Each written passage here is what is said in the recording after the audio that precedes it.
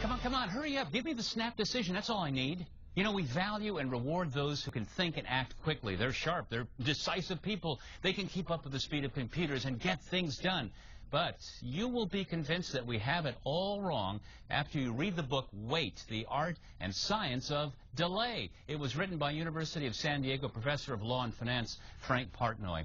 Frank, you poured through this kind of eclectic collection of research, and it pretty clearly states that no matter what the decision is before us, if you slow down your response time, it almost always yields a better result.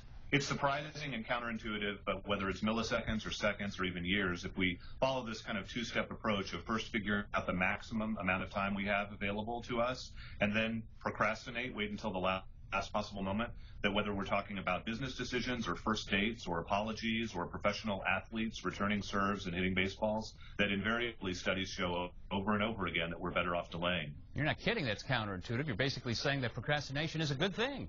I think procrastination has gotten a bad name. That the Greeks and Romans wanted their leaders to sit back and take a pause and think carefully.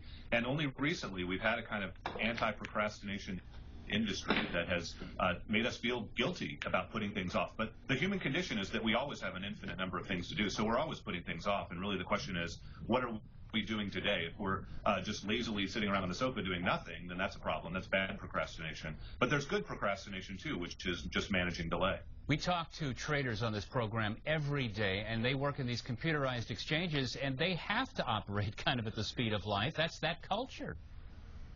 Yes, and the message is not always to go slow. The message is to figure out what time world you're living in. And if you're living in a time world of algorithmic trading where 100 milliseconds is the right amount of time, the message is not to take seconds to execute your trades. It's that within that 100 milliseconds, you're often better off waiting until the last possible millisecond. Well, Frank, other than taking a deep breath and counting to 10, how would you suggest all of us adopt more of a measured decision-making approach in our lives? I think the key is just to be cognitively aware of our own biases, to figure out and understand what it is we're likely to do in overreacting or underreacting when we're exposed to Twitter or social media or 24-hour news or emails even, when we rashly respond to an email that we should wait. Sometimes it's useful to construct what's called a pre-mortem.